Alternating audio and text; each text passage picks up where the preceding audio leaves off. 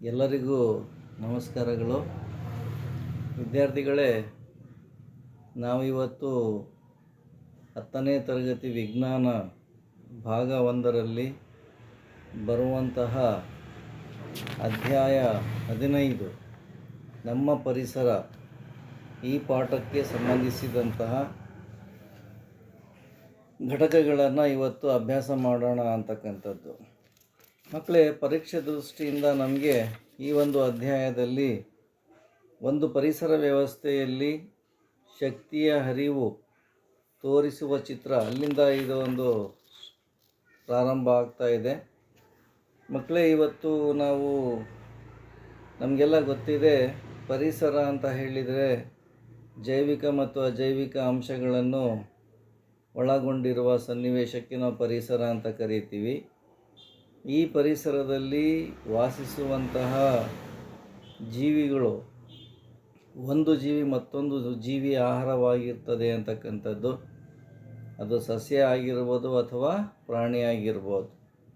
ಇದಕ್ಕೆ ನಾವು ಆಹಾರ ಸರಪಣಿ ಅಂತ ಕರಿತೀವಿ. ಈಗ ನಾವು ಒಂದು ಪರಿಸರದಲ್ಲಿ ಅನೇಕ ಆಹಾರ ಸರಪಣಿಗಳು ಸೇರಿಕೊಂಡು ಒಂದು ಆಹಾರ ಜಾಲವನ್ನು ಉಂಟು ಮಾಡ್ತವೆ ಅಂತಕ್ಕಂಥದ್ದು.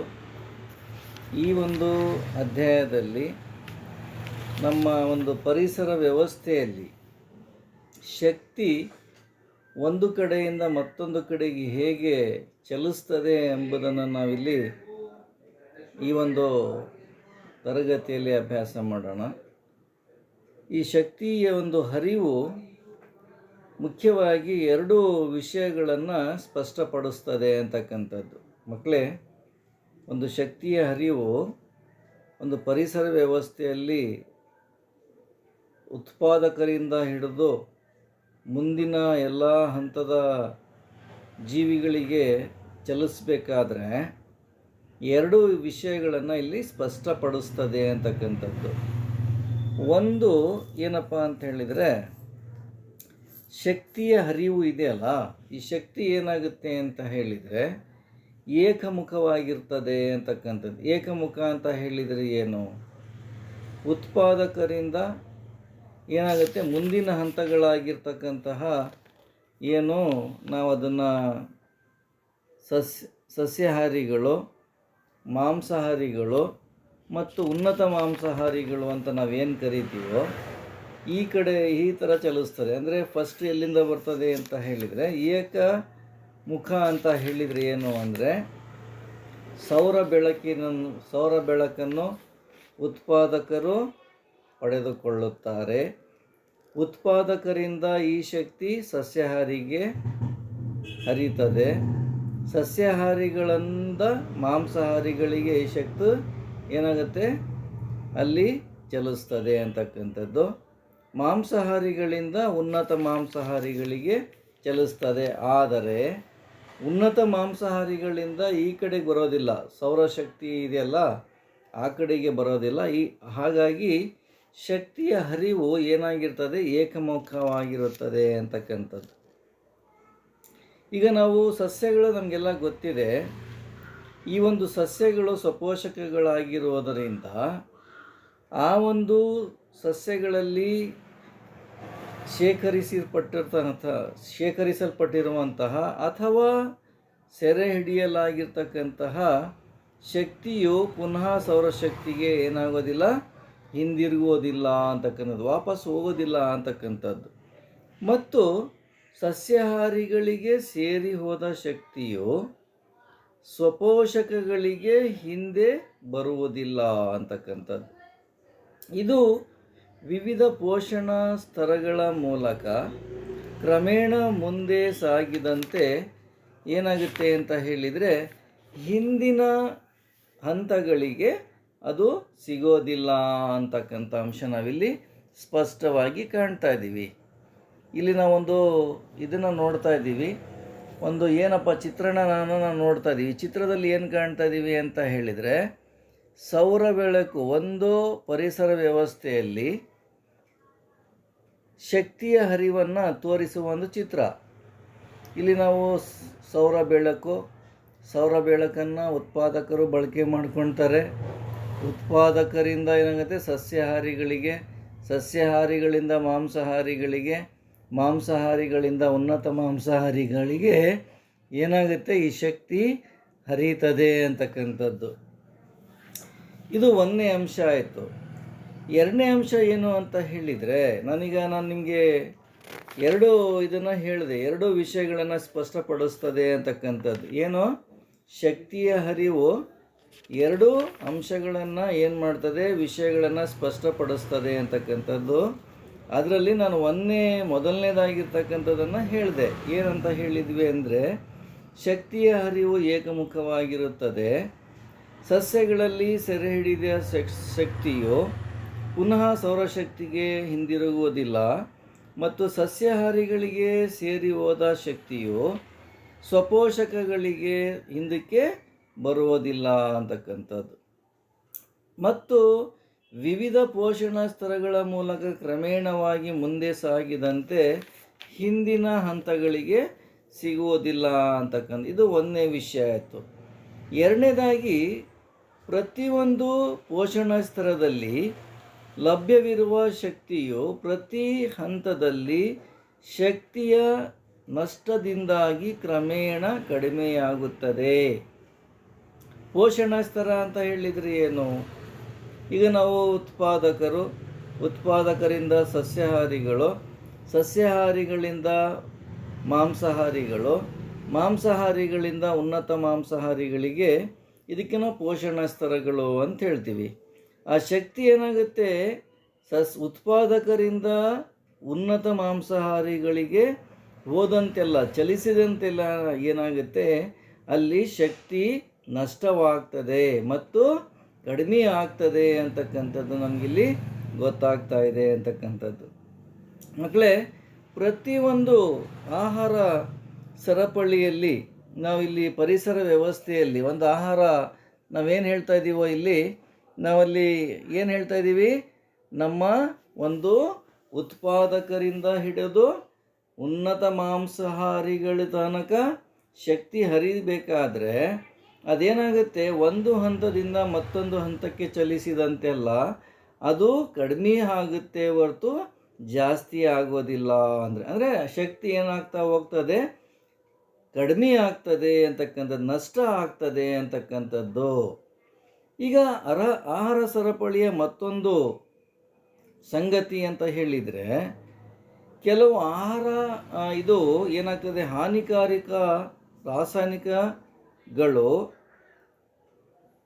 ಏನಾಗ್ತವೆ ಅಂತ ಹೇಳಿದರೆ, ಗೊತ್ತಾಗದಂತೆ ನಮ್ಮ ದೇಹವನ್ನು ಏನಾಗ್ತವೆ, ಆಹಾರದ ಮೂಲಕ ಸೇರಿಕೊಳ್ಳುತ್ತವೆ. ಅಂದರೆ ಆಹಾರ ಸರಪಳಿಯ ಮೂಲಕ ಏನಾಗುತ್ತೆ, ಕೆಲವು ರಾಸಾಯನಿಕ ಪದಾರ್ಥಗಳು, ವಿಷ ಪದಾರ್ಥಗಳು ಏನಾಗ್ತವೆ, ನಮ್ಮ ದೇಹವನ್ನು ಸೇರಿಕೊಳ್ತವೆ ಅಂತಕ್ಕಂಥದ್ದು. ಈಗ ನಾವು ಗೊತ್ತಿದೆ ನಮಗೆಲ್ಲ, ಏನು ಮಾಡ್ತೀವಿ ಅಂತ ಹೇಳಿದರೆ, ಕೀಟನಾಶಕಗಳು ಮತ್ತು ಇತರೆ ರಾಸಾಯನಿಕಗಳನ್ನು ಬಳಸುವ ಒಂದು ಮುಖ್ಯ ಕಾರಣ ಏನಂತ ಹೇಳಿದರೆ, ಈಗ ನಾವೆಲ್ಲ ಸಸ್ಯಗಳಿಗೆ ನಾವೇನು ಮಾಡ್ತೀವಿ, ಬೆಳೆಯನ್ನು ಬೆಳಿಬೇಕಾದ್ರೆ ಸಸ್ಯಗಳಿಗೆ ರೋಗಗಳು ಬರೋದುಂಟು. ಬಂದಾಗ ಆ ಒಂದು ರೋಗಕ್ಕೆ ಏನು ಮಾಡ್ತೀವಿ, ಆ ರೋಗಾಣುಗಳನ್ನು ಹೋಗಲಾಡಿಸಲು ನಾವೇನು ಮಾಡ್ತೀವಿ, ಅಲ್ಲಿ ರಾಸಾಯನಿಕಗಳನ್ನು, ಕೀಟನಾಶಕಗಳನ್ನು ಅದನ್ನು ನಾವು ಸಿಂಪಡಿಸ್ತೀವಿ. ಆವಾಗ ಏನಾಗುತ್ತೆ ಅಂತ ಹೇಳಿದರೆ, ಈ ಒಂದು ರಾಸಾಯನಿಕಗಳು ಏನು ನಾವು ಸಸ್ಯಗಳಿಗೆ, ಬೆಳೆಗಳಿಗೆ ನಾವು ಸಿಂಪಡಣೆ ಮಾಡ್ತೀವೋ, ಅವು ಏನಾಗ್ತವೆ, ಮಣ್ಣಿಗೆ ಸೇರಿಕೊಳ್ಳುತ್ತವೆ. ಆ ಮಣ್ಣಿಗೆ ಸೇರಿದಾಗ ಏನಾಗುತ್ತೆ, ಅಲ್ಲಿ ಮಣ್ಣಿನ ಒಳಗಡೆಗೆ ಸೇರಿಕೊಂಡಾಗ ಪುನಃ ಸಸ್ಯಗಳು ಏನಾಗ್ತವೆ, ನೀರು ಮತ್ತು ಲವಣಾಂಶಗಳನ್ನು ಏನು ಮಾಡ್ತವೆ, ಅದನ್ನು ಹೀರಿ ಕಳಿಸುವಾಗ ಆ ಸಸ್ಯದ ದೇಹದಲ್ಲಿ ಅದು ಸೇರಿಕೊಳ್ಳುತ್ತವೆ. ಈ ರೀತಿಯಾಗಿ ಏನಾಗ್ತದೆ, ಈ ಒಂದು ಆಹಾರ ಪದಾರ್ಥಗಳು, ವಿಷ ಪದಾರ್ಥಗಳು ನಮ್ಮ ಆಹಾರದ ಮೂಲಕ ಅಥವಾ ಆಹಾರ ಸರಪಳಿಯ ಮೂಲಕ ಏನಾಗುತ್ತೆ, ನಮ್ಮ ದೇಹಕ್ಕೆ ಸೇರಿಕೊಳ್ಳುತ್ತದೆ ಅಂತಕ್ಕಂಥದ್ದು. ಈಗ ರಾಸಾಯನಿಕಗಳು ವಿಘಟನೆಗೆ ಒಳಗಾಗದ ಕಾರಣ, ಇವುಗಳು ಪ್ರತಿ ಪೋಷಣಾ ಸ್ತರದಲ್ಲಿ ಸಂಗ್ರಹಿಸಲ್ಪಡುತ್ತವೆ ಅಂತಕ್ಕಂಥದ್ದು. ಈಗ ನಾವೇನು ಹೇಳಿದ್ವಿ, ಈ ಒಂದು ವಿಷ ಪದಾರ್ಥಗಳು, ರಾಸಾಯನಿಕಗಳು, ಕೀಟನಾಶಕಗಳು ನಮ್ಮ ಆಹಾರದ ಮೂಲಕ ನಮ್ಮ ದೇಹವನ್ನು ಸೇರಿಕೊಳ್ಳುತ್ತವೆ ಮತ್ತು ಅವು ಏನಾಗ್ತವೆ, ಪೋಷಣ ಸ್ತರದಲ್ಲಿ ಏನಾಗುತ್ತೆ, ವಿಘಟನೆ ಆಗದೇ ಇರೋದ್ರಿಂದ ಆ ಒಂದು ಪೋಷಣ ಸ್ತರದಲ್ಲೇ ಉಳ್ಕೊಂಡ್ಬಿಡ್ತವೆ ಅಂತಕ್ಕಂಥದ್ದು. ಆಹಾರ ಸರಪಳಿಯಲ್ಲಿ ಮಾನವರು ಯಾರು ಅಂತೇಳಿದರೆ ಉನ್ನತ ಸ್ಥಾನವನ್ನು ಹೊಂದಿರತಕ್ಕಂಥ ಒಬ್ಬ ಏನಾಗಿದೆ, ಪ್ರಾಣಿಯಾಗಿದೆ ಅಂತಕ್ಕಂಥದ್ದು. ಯಾಕೆ ಅಂತೇಳಿದರೆ, ಈಗ ನಾವು ಒಂದು ಸಣ್ಣದಾಗಿರ್ತಕ್ಕಂಥ ಒಂದು ಆಹಾರ ಸರಪಳಿಯನ್ನು ನೋಡಿದಾಗ, ಒಂದು ಯಾವುದು ಅಂತೇಳಿದರೆ ಬಾವಿ ಅಥವಾ ಕೆರೆಯನ್ನು ತೆಗೆದುಕೊಂಡಾಗ ಅಲ್ಲಿ ಸೂಕ್ಷ್ಮಾತಿ ಸೂಕ್ಷ್ಮ ಜೀವಿಗಳು ಏನು ಮಾಡ್ತವೆ, ಅವುಗಳನ್ನು ಸಣ್ಣ ಮೀನುಗಳು ತಿನ್ನುತ್ತವೆ, ಸಣ್ಣ ಮೀನುಗಳಿಗೆ ದೊಡ್ಡ ಮೀನುಗಳು ತಿನ್ನುತ್ತವೆ, ದೊಡ್ಡ ಮೀನುಗಳಿಗೆ ತಿಂತಕ್ಕಂಥವ್ರು ಯಾರು, ಮನುಷ್ಯ. ಈ ರೀತಿಯಾಗಿ ಮನುಷ್ಯನಿಗೆ ಏನಾಗುತ್ತೆ, ಈ ಎಲ್ಲ ವಿಷ ಪದಾರ್ಥಗಳು ಏನಾಗ್ತವೆ, ಸೇರಿಕೊಳ್ಳುತ್ತವೆ ಅಂತಕ್ಕಂಥದ್ದು. ಈ ಒಂದು ರಾಸಾಯನಿಕಗಳು ಏನು ಆಹಾರದ ಮೂಲಕ ಮಾನವನ ದೇಹವನ್ನು ಸೇರಿಕೊಂಡಿರ್ತಾವೋ, ಈ ರಾಸಾಯನಿಕಗಳು ಗರಿಷ್ಠ ಸಾಂದ್ರತೆಯಲ್ಲಿ ನಮ್ಮ ದೇಹದಲ್ಲಿ ಏನಾಗ್ತವೆ ಅಂತೇಳಿದರೆ ಸೇರಿಕೊಳ್ಳುತ್ತವೆ ಅಥವಾ ಸಂಗ್ರಹವಾಗುತ್ತವೆ. ಅರ್ಥ ಆಗ್ತದೆಯಲ್ಲ ನಿಮಗೆಲ್ಲರಿಗೂ? ಈ ಒಂದು ರಾಸಾಯನಿಕಗಳು ನಮ್ಮ ದೇಹದಲ್ಲಿ ಏನಾಗ್ತವೆ, ಸಂಗ್ರಹವಾಗುತ್ತವೆ. ಅದೆಷ್ಟು ಪ್ರಮಾಣದಲ್ಲಿ? ಗರಿಷ್ಠ ಪ್ರಮಾಣದಲ್ಲಿ, ಗರಿಷ್ಠ ಸಾಂದ್ರತೆಯಲ್ಲಿ. ಈ ವಿದ್ಯಮಾನವನ್ನು ನಾವು ಜೈವಿಕ ಸಂವರ್ಧನೆ ಎಂದು ಕರೆಯುತ್ತೇವೆ. ಇದನ್ನು ನಾವು ಇಂಗ್ಲೀಷ್ನಲ್ಲಿ ಬಯೋಲಾಜಿಕಲ್ ಮ್ಯಾಗ್ನಿಫಿಕೇಷನ್ ಅಂತೇಳ್ಬಿಟ್ಟು ಕರಿತೀವಿ. ಅಂದರೆ ಜೈವಿಕ ಸಂವರ್ಧನೆ ಅಂತಿದೆ ನೋಡಿ. ಜೈವಿಕ ಸಂವರ್ಧನೆ ಅಂತ ಹೇಳಿದರೆ ಇದೇನೆ. ಇದಕ್ಕಾಗಿ ನಮ್ಮ ಆಹಾರ ಧಾನ್ಯಗಳಾಗಿರ್ತಕ್ಕಂತಹ ಗೋಧಿ ಆಗಿರ್ಬೋದು, ಅಕ್ಕಿ, ತರಕಾರಿ, ಹಣ್ಣುಗಳು ಮತ್ತು ಮಾಂಸವು ಕೂಡ ವಿವಿಧ ಪ್ರಮಾಣದ ಕೀಟನಾಶಕಗಳ ಅವಶೇಷಗಳನ್ನು ಏನಾಗಿರ್ತದೆ, ಹೊಂದಿರ್ತದೆ. ಈಗ ನಾವು ಸೇವಿಸ್ತಕ್ಕಂತಹ ಆಹಾರ ಪದಾರ್ಥಗಳಲ್ಲಿ ಈ ಎಲ್ಲ ವಿಷ ಪದಾರ್ಥಗಳು ಸೇರಿಕೊಂಡಿರ್ತವೆ ಅಂತಕ್ಕಂಥದ್ದು. ಹಾಗಾಗಿ ನಾವೇನು ಮಾಡಬೇಕು ಮಕ್ಕಳೇ, ಇವುಗಳನ್ನು ಏನು ಮಾಡಬೇಕು, ತೊಳೆಯುವ ಮತ್ತು ಇತರ ವಿಧಾನಗಳ ಮೂಲಕ ತೆಗೆದುಹಾಕಲು ಸಾಧ್ಯವಿಲ್ಲ. ಇವುಗಳನ್ನು ತೆಗೆದುಹಾಕೋದಕ್ಕೆ ತುಂಬ ಕಷ್ಟ ಸಾಧ್ಯ ಆಗ್ತಾ ಇದೆ ಅಂತಕ್ಕಂಥದ್ದು. ಈ ರೀತಿಯಾಗಿ ಈ ಒಂದು ಇದರಲ್ಲಿ ನಾನು ಹೇಳಿರ್ತಕ್ಕಂಥ ಇದರಲ್ಲಿ ಜೈವಿಕ ಸಂವರ್ಧನೆ ಎಂದರೇನು ಅಂತ ಪ್ರಶ್ನೆ ಕೇಳಲಾಗುತ್ತದೆ. ಜೈವಿಕ ಸಂವರ್ಧನೆ ಎಂದರೇನು ಅಂತ ಪ್ರಶ್ನೆ ಕೇಳಿದಾಗ ಇದನ್ನು ನಾವು ಬರಿಬೇಕಾಗ್ತದೆ.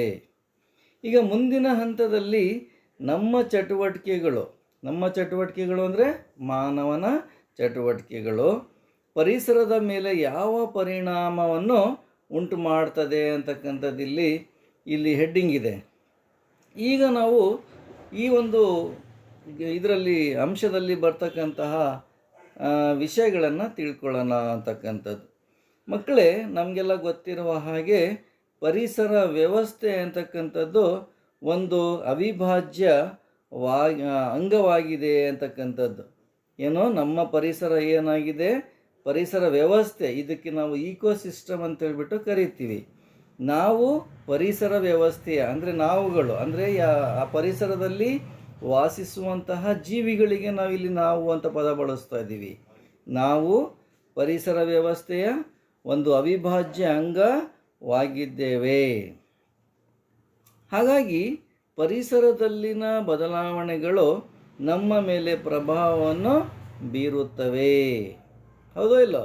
ಪರಿಸರದಲ್ಲಿನ ಬದಲಾವಣೆಗಳು ಏನೇನಾದರೂ ಕೂಡ ನಮಗೆ ಅವು ಪ್ರಭಾವ ಬೀರ್ತವೆ ಮತ್ತು ನಮ್ಮ ಏನು ಚಟುವಟಿಕೆಗಳು ಮತ್ತು ಸುತ್ತಲಿನ ವಾತಾವರಣವನ್ನು ಏನು ಮಾಡ್ತವವು, ಬದಲಾವಣೆಯನ್ನು ಮಾಡ್ತವೆ ಅಂತಕ್ಕಂಥದ್ದು.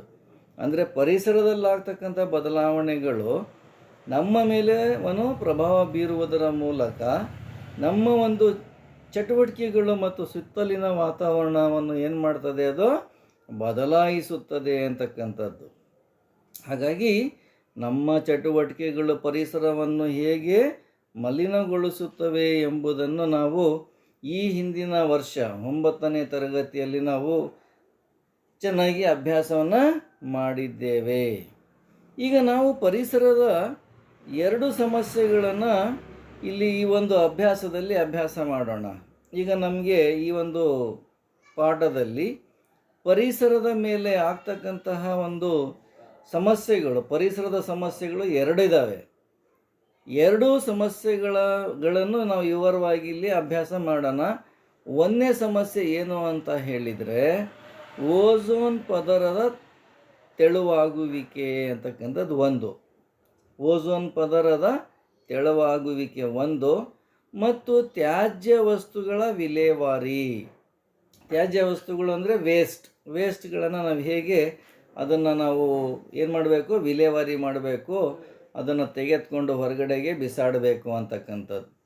ಈಗ ಮಕ್ಕಳೇ, ಅದರಲ್ಲಿ ನಾವು ಮೊದಲನೇದಾಗಿರ್ತಕ್ಕಂಥದ್ದಕ್ಕೆ ಬಂದಾಗ ನಾವಿಲ್ಲಿ ಮೊದಲನೇದಾಗಿರ್ತಕ್ಕಂಥದ್ದು ಯಾವುದು ಅಂತ ಹೇಳಿದರೆ, ಇಲ್ಲಿ ನಾವು ಫಸ್ಟ್ ಹೇಳಿದ್ವಿ ಯಾವುದು, ಅದರಲ್ಲಿ ಓಝೋನ್ ಪದರ ಮತ್ತು ಅದು ಹೇಗೆ ಶಿಥಿಲಗೊಳ್ಳುತ್ತದೆ.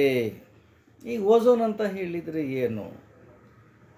ನಮಗೆಲ್ಲ ಗೊತ್ತಿದೆ, ಓಝೋನ್ ಪದರ ಭೂಮಿಯಿಂದ ಸುಮಾರು 15ರಿಂದ 20 ಕಿಲೋಮೀಟರ್ ಎತ್ತರದಲ್ಲಿ ಈ ಒಂದು ಪದರವನ್ನು ನಾವು ಕಾಣ್ತೀವಿ ಅಂತಕ್ಕಂಥದ್ದು. ಓಝೋನ್ ಅಂತಕ್ಕಂಥದ್ದು ಏನಪ್ಪ ಅಂತ ಹೇಳಿದರೆ ಅದರ ಅಣುಸೂತ್ರ O3 ಅಂತ.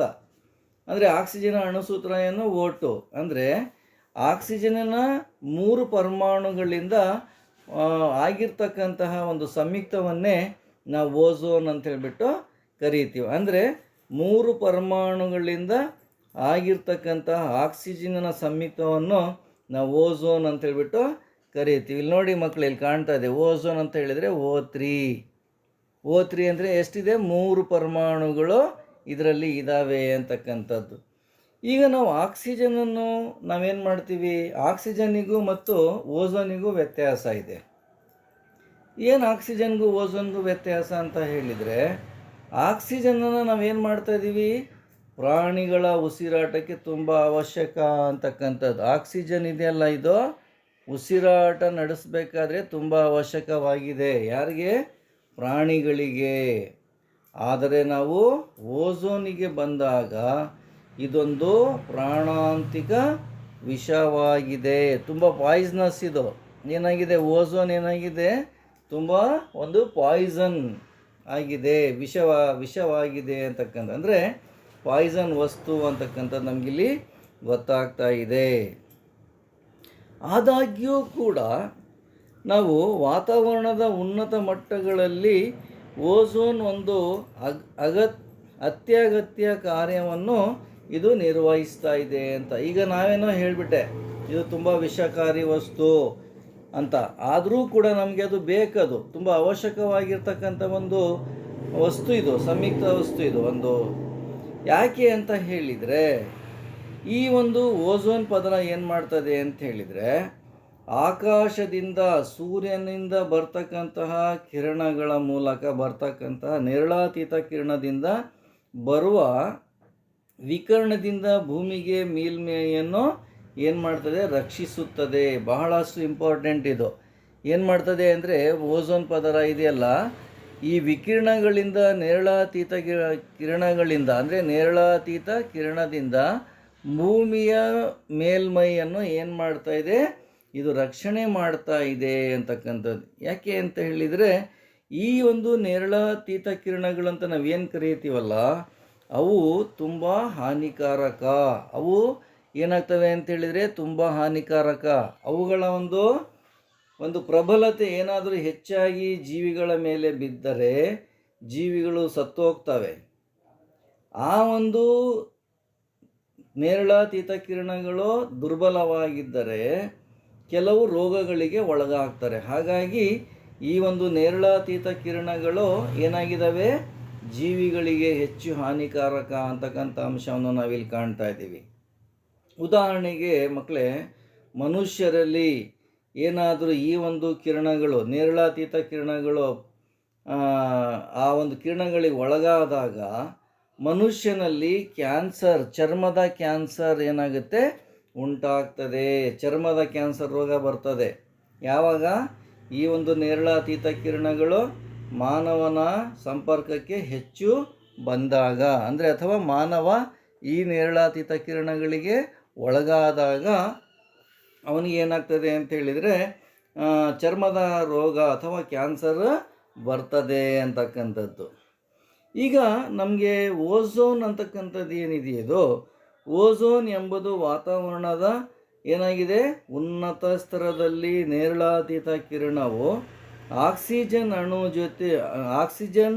ಅಣುವಿನ ಜೊತೆ ವರ್ತಿಸಿ ಏನಾಗಿದೆ, ಉಂಟಾಗಿರ್ತಕ್ಕಂತಹ ಒಂದು ಸಂಯುಕ್ತವಾಗಿದೆ. ನಾನು ಆವಾಗಲೇ ಹೇಳಿದೆ, ಆಕ್ಸಿಜನ್ ಅಂದರೆ O2 ಪ್ಲಸ್ O ಅಂದರೆ O2 ಅಂದರೆ O2 ಪ್ಲಸ್ O ಒಂದೇ ಒಂದು ಏನಾಗುತ್ತೆ, ಆಕ್ಸಿಜನಿಂದ ಅವರ ಪರಮಾಣು ಸೇರಿಕೊಂಡು O3 ಆಗ್ತದೆ ಅಂತಕ್ಕಂಥದ್ದು. ನೋಡಿ ಇಲ್ಲಿ ಏನಾಗಿದೆ ಅಂತ ಹೇಳಿದರೆ, ಆಕ್ಸಿಜನ್ನಿನ ಒಂದು ಸಂಯುಕ್ತ ಅಂತಕ್ಕಂಥದ್ದು. ಓಝೋನ್ ಎಂಬುದು ಏನಾಗಿದೆ, ಒಂದು ಸಂಯುಕ್ತ ವಸ್ತು. ಯಾಕೆ ಅಂತ ಹೇಳಿದರೆ, ಅದರ ಅಣುಸೂತ್ರ ಏನು ಅಂತ ಹೇಳಿದರೆ, ಓಝೋನಿನ ಅಣುಸೂತ್ರ ಏನು, O3 ಅಂದರೆ O2 plus O is equal to O3 ಆಗ್ತದೆ ಅಂತಕ್ಕಂಥದ್ದು. ಈಗ ನಾವು ಈ ಒಂದು ಹೆಚ್ಚಿನ ತೀವ್ರತೆಯ ನೇರಳಾತೀತ ವಿಕಿರಣಗಳು ಕೆಲವು ಆಕ್ಸಿಜನ್ ಅಣುಗಳನ್ನು ಆಕ್ಸಿಜನ್ ಪರಮಾಣುಗಳಾಗಿ ಏನು ಮಾಡ್ತದೆ, ಅದು ವಿಭಜಿಸುತ್ತದೆ. ಆಕ್ಸಿಜನ್ ಅಣುಗಳನ್ನು ಏನು ಮಾಡ್ತದೆ, ಇದು ಆಕ್ಸಿಜನ್ನಿನ ಪರಮಾಣುಗಳಾಗಿ ಏನು ಮಾಡ್ತದೆ, ವಿಭಜನೆ ಮಾಡ್ತದೆ ಅಂತಕ್ಕಂಥದ್ದು. ನಂತರ ಈ ಪರಮಾಣುಗಳು ಇತರ ಆಕ್ಸಿಜನ್ ಅಣುಗಳೊಂದಿಗೆ ಸೇರಿ ಏನಾಗುತ್ತೆ ಅಂತ ಹೇಳಿದರೆ, ಒಂದು ಅಣು ಯಾವುದು, ಓಝೋನನ್ನು ಉತ್ಪತ್ತಿ ಮಾಡ್ತದೆ ಅಂತ. ಅದಕ್ಕೆ ಒಂದು ಸಮೀಕರಣವನ್ನು ಕೂಡ ನಾವಿಲ್ಲಿ ನೋಡ್ಬೋದು.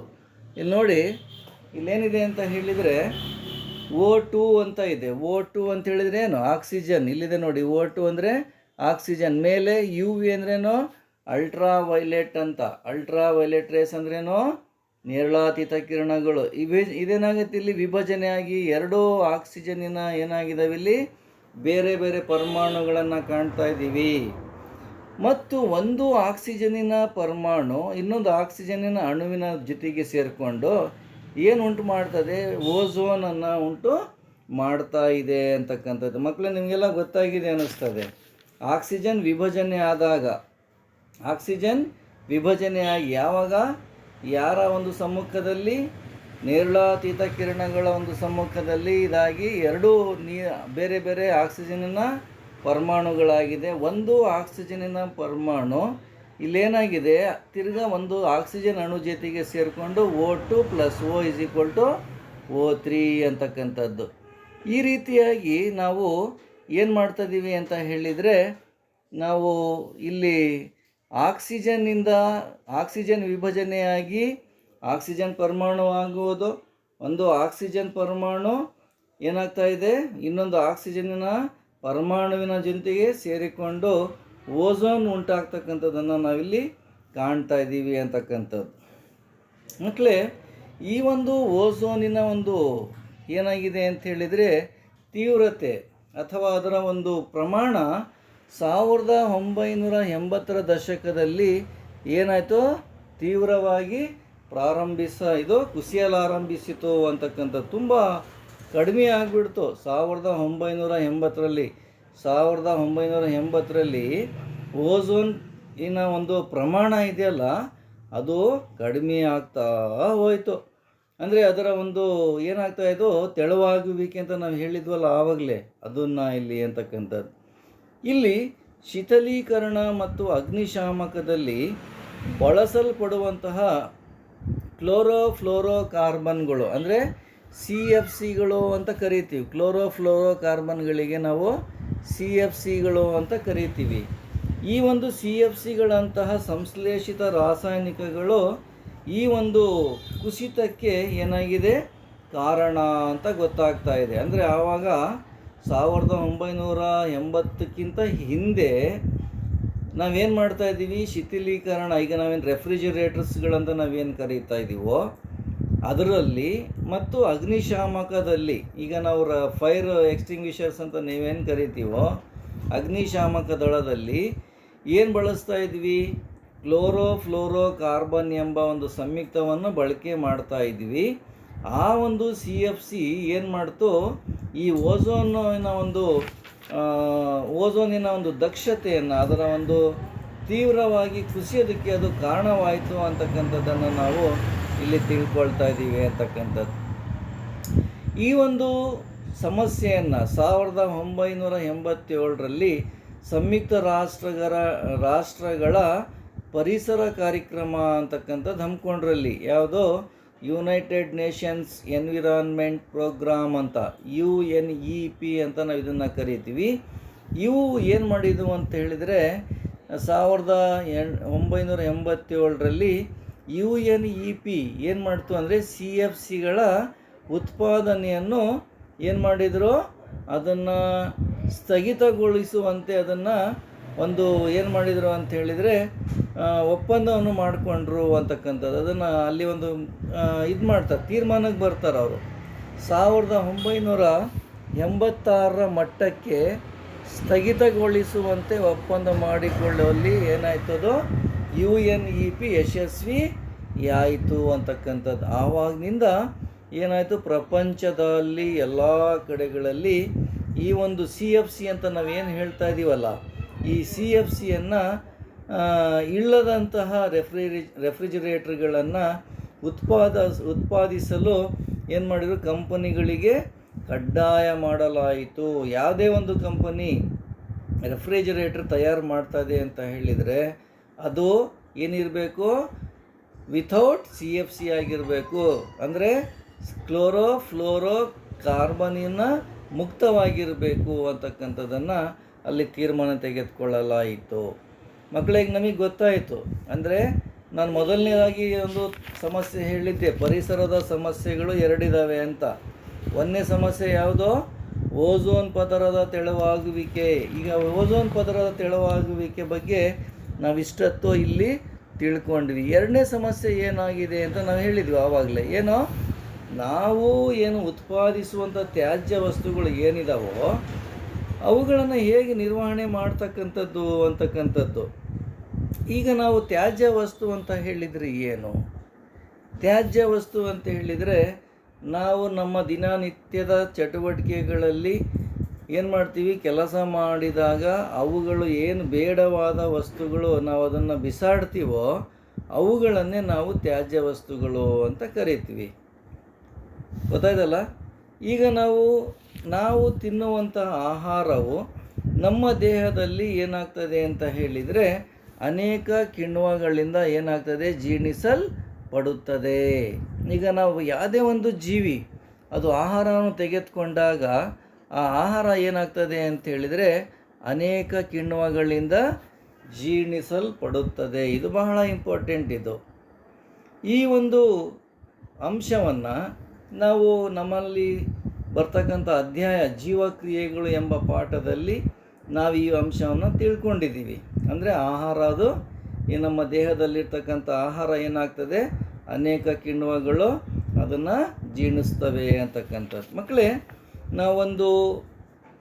ಒಂದೇ ಒಂದು ಕಿಣ್ವ ಏನಾಗುತ್ತೆ ಅಂತ ಹೇಳಿದರೆ, ನಾವು ಸೇವಿಸ್ತಕ್ಕಂಥ ಎಲ್ಲ ಆಹಾರವನ್ನು ಒಂದೇ ಕಿಣ್ವ ಏನಾಗುತ್ತೆ, ವಿಭಜಿಸುವುದಿಲ್ಲವೆಂದು ನಾವು ತಿಳ್ಕೊಂಡಿದ್ದೀವಿ. ಅದಕ್ಕೆ ನಮಗೆ ಆಶ್ಚರ್ಯ ಆಗ್ಬೋದು. ಈಗ ನಾವು ಈ ಒಂದು ಕಿಣ್ವಗಳಿಗೆ ನಾವು ನೋಡಿದಾಗ, ಅದರ ಬಗ್ಗೆ ಚರ್ಚಿಸಿದಾಗ, ತಮ್ಮ ಕಾರ್ಯದಲ್ಲಿ ಅವು ನಿರ್ದಿಷ್ಟವಾಗಿ ತಮ್ಮ ಕಾರ್ಯವನ್ನು ಮಾಡುತ್ತವೆ. ನಾವು ಯಾವಾಗ ಒಂದು ಟೈಮ್ ಮಿಸ್ ಮಾಡ್ಬೋದು, ಆದರೆ ಕಿಣ್ವಗಳು ತಮ್ಮ ಕಾರ್ಯವನ್ನು ಏನು ಮಾಡ್ತವೆ, ಕಿಣ್ವಗಳು ತಮ್ಮ ಕಾರ್ಯದಲ್ಲಿ ನಿರ್ದಿಷ್ಟವಾಗಿರ್ತವೆ ಅಂತಕ್ಕಂಥದ್ದು. ಯಾವ್ಯಾವ ಟೈಮ್ನಲ್ಲಿ ಏನೇನು ಕೆಲಸ ಮಾಡಬೇಕೋ ಆ ಕೆಲಸವನ್ನು ಅವುಗಳು ಮಾಡುತ್ತವೆ. ಮತ್ತು ನಾವಿಲ್ಲಿ ಇನ್ನೊಂದು ಅಂಶ ಏನಪ್ಪ ಅಂತ ಹೇಳಿದರೆ, ನಿರ್ದಿಷ್ಟ ವಸ್ತುಗಳ ವಿಘಟನೆಗೆ ನಿರ್ದಿಷ್ಟ ಕಿಣ್ವಗಳ ಅಗತ್ಯವಿದೆ. ಭಾಳ ಇಂಪಾರ್ಟೆಂಟ್. ನಿರ್ದಿಷ್ಟ ವಸ್ತುಗಳು, ಯಾವ್ಯಾವ ವಸ್ತುಗಳು ವಿಘಟನೆ ಆಗಬೇಕು, ಆ ವಸ್ತುಗಳಿಗೆ ಬೇರೆ ಬೇರೆ ಕಿಣ್ವಗಳು ಆ ಕೆಲಸವನ್ನು ಮಾಡುತ್ತವೆ ಅಂತಕ್ಕಂಥದ್ದು. ಅದಕ್ಕಾಗಿಯೇ ನಾವು ಕಲ್ಲಿದ್ದಲನ್ನು ತಿನ್ನಲು ಪ್ರಯತ್ನಿಸಿದರೆ ಯಾವುದೇ ಶಕ್ತಿ ನಾವು ಪಡೆಯೋದಕ್ಕೆ ಆಗೋದಿಲ್ಲ. ಈ ಕಾರಣದಿಂದಾಗಿ ಪ್ಲಾಸ್ಟಿಕ್ಗಳಂತಹ ಮಾನವ ನಿರ್ಮಿತ ವಸ್ತುಗಳು ಬ್ಯಾಕ್ಟೀರಿಯಾ ಅಥವಾ ಇತರೆ ಕೊಳೆತಿನಿಗಳಿಂದ ವಿಭಜನೆಗೊಳ್ಳೋದಿಲ್ಲ ಅಂತಕ್ಕಂಥ ಅದಕ್ಕೆ ಹೇಳ್ತಾರೆ ಇಲ್ಲಿ.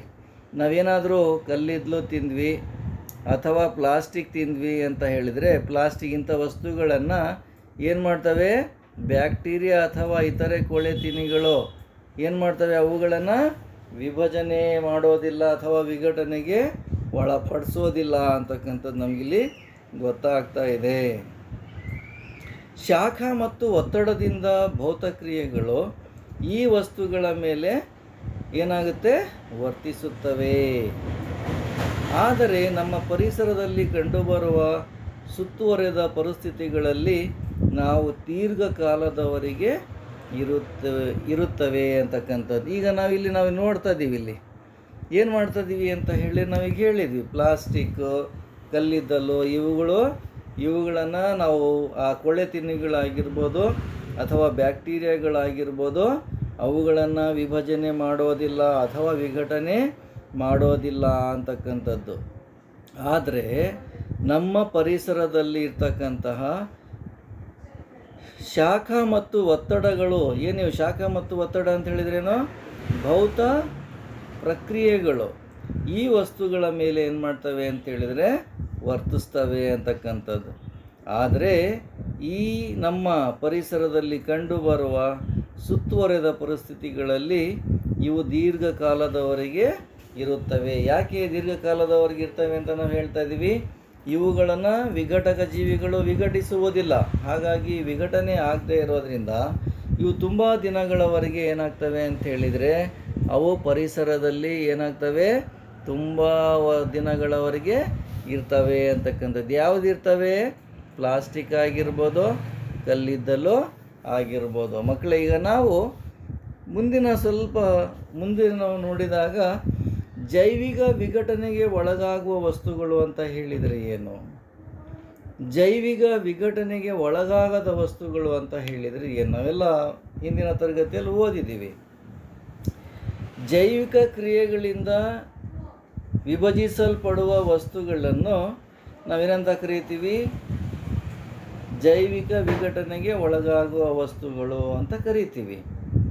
ಅಥವಾ ಇದನ್ನು ಇಂಗ್ಲೀಷ್ನಲ್ಲಿ ಬಯೋಡಿಗ್ರೇಡಬಲ್ ಅಂತ ಕರಿತೀವಿ. ಅಂದರೆ ಈಗ ನಾವು ಯಾವುದೇ ವಸ್ತುಗಳನ್ನು, ಕೊಳೆತ ವಸ್ತುಗಳನ್ನು ಯಾವುದಾದ್ರೂ ಜೀವಿಗಳು ತಿಂದು, ಅಂದರೆ ಕೊಳೆ ತಿನ್ನುಗಳು ತಿಂದು ಅದನ್ನು ವಿಘಟನೆ ಮಾಡಿದರೆ, ಈಗ ಅನ್ನ ಆಗಿರ್ಬೋದು, ಬಾಳೆಹಣ್ಣು ಆಗಿರ್ಬೋದು, ಒಂದು ಸಸ್ಯದ ಕಾಂಡ ಆಗಿರ್ಬೋದು, ಅಥವಾ ಬ್ರೆಡ್ ಆಗಿರ್ಬೋದು, ಯಾವುದೋ ಒಂದು ಪ್ರಾಣಿ ಸತ್ತು ಬಿದ್ದಾಗ ಆ ಒಂದು ದೇಹದಲ್ಲಿರ್ತಕ್ಕಂಥ ಮಾಂಸಖಂಡ, ಕೂದಲು ಇವೆಲ್ಲಗಳನ್ನು ಏನು ಮಾಡ್ತವೆ, ಕೆಲವು ಸೂಕ್ಷ್ಮಾಣು ಜೀವಿಗಳು ತಿಂದು ಹಾಕಿಬಿಡ್ತವೆ. ಅದಕ್ಕೆ ಜೈವಿಕ ವಿಘಟನೆಗೆ ಒಳಗಾಗುವ ವಸ್ತುಗಳು ಅಂತ ನಾವು ಕರಿತೀವಿ. ಈಗ ನಾವು ಕೆಲವು ವಸ್ತುಗಳನ್ನು ಏನು ಮಾಡ್ತೀವಿ, ಜೈವಿಕ ವಿಘಟನೆಗೆ ಒಳಗಾಗೋದಿಲ್ಲ, ಅಂದರೆ ಅದು ಕೊಳೆಯೋದೇ ಇಲ್ಲ. ಯಾವ್ಯಾವ ಕೊಳೆಯೋದಿಲ್ಲ ಅಂತ ನಾವೀಗ ಉದಾಹರಣೆ ತೆಗೆದುಕೊಂಡ್ರೆ, ಆ ಕೊಳೆಯದೇ ಇರ್ತಕ್ಕಂಥ ವಸ್ತುಗಳಿಗೆ ಫಸ್ಟ್ ನಾನು ಈಗ ಜೈವಿಕ ವಿಘಟನೆಗೆ ಒಳಗಾಗದ ವಸ್ತುಗಳು ಅಂತ ಹೇಳಿದರೆ ಏನು ಅಂತ ಹೇಳಿದರೆ, ಜೈವಿಕ ಕ್ರಿಯೆಗಳಿಂದ ವಿಭಜಿಸಲ್ಪಡದೇ ಇರುವ ವಸ್ತುಗಳನ್ನು ನಾವು ಜೈವಿಕ ವಿಘಟನೆಗೆ ಒಳಗಾಗದ ವಸ್ತುಗಳು ಎಂದು ಕರಿತೀವಿ. ಅದಕ್ಕೆ ನಾವು ಇಂಗ್ಲೀಷ್ನಲ್ಲಿ ನಾನ್ ಬಯೋಡಿಗ್ರೇಡಬಲ್ ಅಂತ ನಾವು ಕರಿತೀವಿ.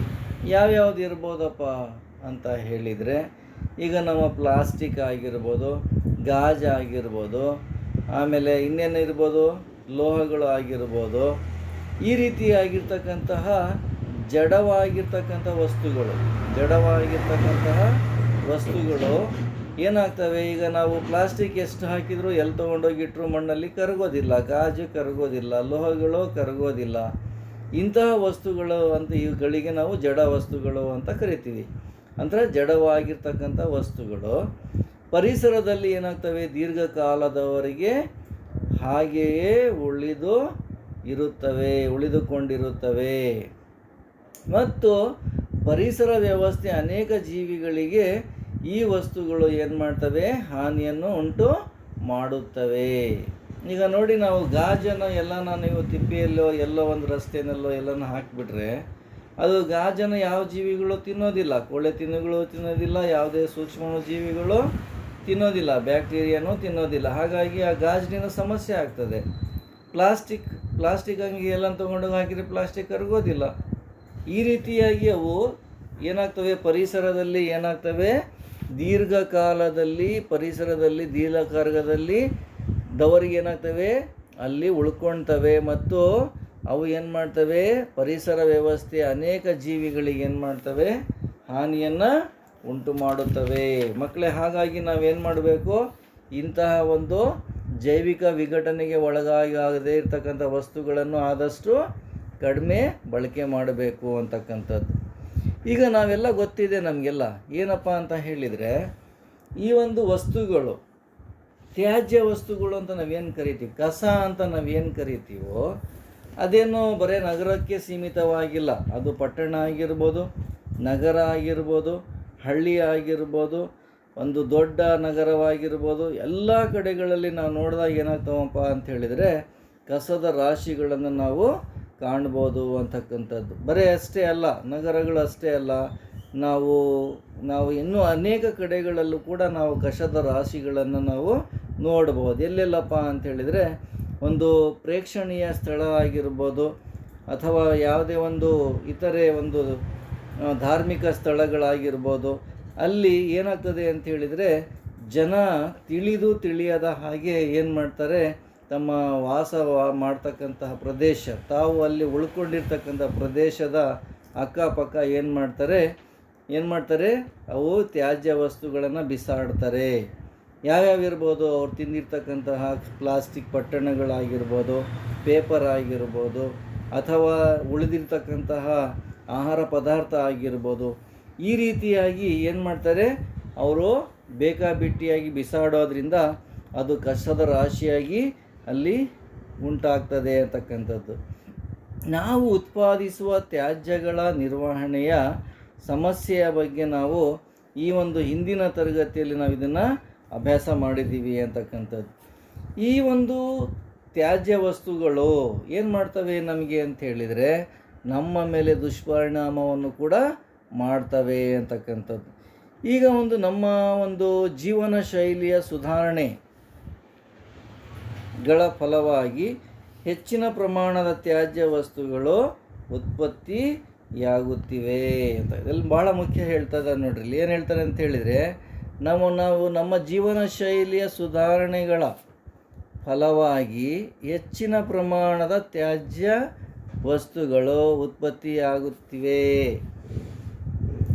ಏನಪ್ಪ ಇದರ ಅರ್ಥ ಅಂತ ಹೇಳಿದರೆ, ಜೀವನ ಶೈಲಿಯ ಸುಧಾರಣೆ ಅಂತ ಹೇಳಿದರೆ, ಈಗ ನಮ್ಮ ಮನೆಯಲ್ಲಿ ನಮ್ಮ ಮನೆಯ ಸ್ವಚ್ಛತೆ, ನಮ್ಮ ಒಂದು ಅಕ್ಕಪಕ್ಕದ ಸ್ವಚ್ಛತೆ ಮಾಡಬೇಕಾದ್ರೆ ಏನಾಗ್ತದೆ ಅಂತ ಹೇಳಿದರೆ, ನಾವೇನು ಮಾಡ್ತೀವಿ, ನಮ್ಮ ಮನೆಯಲ್ಲಿರ್ತಕ್ಕಂಥ ಕಸ, ನಮ್ಮ ಮನೆಯ ಅಕ್ಕಪಕ್ಕದಲ್ಲಿರ್ತಕ್ಕಂಥ ಕಸವನ್ನು ಏನು ಮಾಡ್ತೀವಿ, ತೊಗೊಂಡೋಗಿ ಒಂದು ಕಡೆಗೆ ಬಿಸಾಡ್ತೀವಿ. ಬಿಸಾಡಿದಾಗ ಏನಾಗುತ್ತೆ, ತ್ಯಾಜ್ಯ ವಸ್ತುಗಳು ಹೆಚ್ಚಾಗ್ತಾವೆ, ಕಡಿಮೆ ಆಗ್ತಾವೆ, ಅಲ್ಲಿ ಹೆಚ್ಚಾಗ್ತವೆ ಅಂತಕ್ಕಂಥದ್ದು.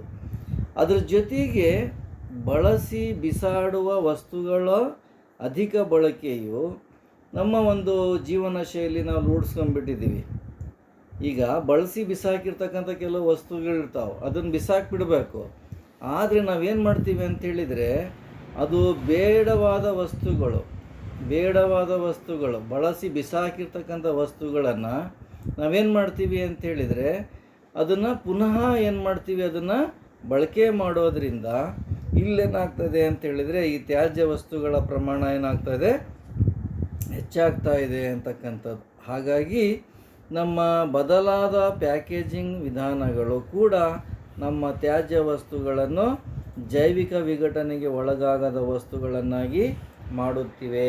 ಇವತ್ತು ನಾವು ನಮ್ಮ ಜೀವನದಲ್ಲಿ ಪ್ರತಿನಿತ್ಯ ನಾವು ಎಲ್ಲಾದರೂ ಹೊರಗಡೆಗೆ ಹೋದಾಗ ನಾವೇನು ಮಾಡ್ತೀವಿ ಅಂತೇಳಿದರೆ, ಕಾಗದದಿಂದ ತಯಾರಿಸಿರ್ತಕ್ಕಂಥ ಪೊಟ್ಟಣಗಳ ಬದಲಾಗಿ ಪ್ಲಾಸ್ಟಿಕ್ನಿಂದ ಮಾಡಿರುವಂತಹ ಒಂದು ಪೊಟ್ಟಣಗಳು ಅಥವಾ ಬ್ಯಾಗ್ಗಳು ಅಥವಾ ಪ್ಲಾಸ್ಟಿಕ್ಕಿನ ಒಂದು ವಸ್ತುಗಳೇ ಹೆಚ್ಚಾಗಿ ಮಾರುಕಟ್ಟೆಯಲ್ಲಿ ಸಿಗ್ತವೆ ವಿನಃ ಕಾಗದದಿಂದ ತಯಾರಿರ್ತಕ್ಕಂಥ ಯಾವುದೇ ಪೇಪರಿನ ಪ್ಯಾಕೆಟ್ಗಳು ಬಹಳ ಕಡಿಮೆ.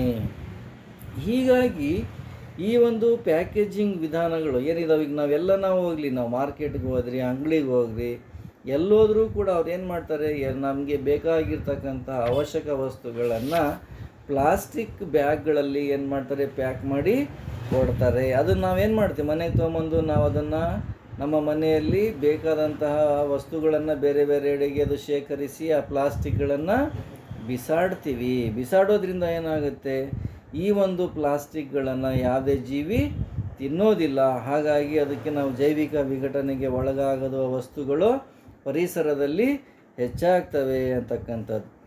ಈ ಒಂದು ವಸ್ತುಗಳು ಏನಾಗ್ತವೆ, ನಮ್ಮ ಮೇಲೆ ದುಷ್ಪರಿಣಾಮವನ್ನು ಬೀರ್ತಾ ಇದ್ದಾವೆ ಅಂತಕ್ಕಂಥದ್ದು. ಹಾಗಾಗಿ ನಾವು ಇದನ್ನೆಲ್ಲ ಎಚ್ಚರಿಕೆ ವಹಿಸಿ ನಾವೇನು ಮಾಡಬೇಕು, ಈ ತ್ಯಾಜ್ಯ ವಸ್ತುಗಳ ವಿಲೇವಾರಿಯನ್ನು ಮತ್ತು ನಿರ್ವಹಣೆಯನ್ನು ಮಾಡಬೇಕಾಗಿದೆ. ಇಲ್ಲ ಅಂತ ಹೇಳಿದರೆ ನಾವು ಅನೇಕ ರೋಗಗಳಿಗೆ ನಾವೇನಾಗ್ತೀವಿ, ತುತ್ತಾಗ್ತೀವಿ ಅಂತಕ್ಕಂಥದ್ದು. ಮಕ್ಕಳೇ, ನೀವು ಇಲ್ಲಿಯವರೆಗೂ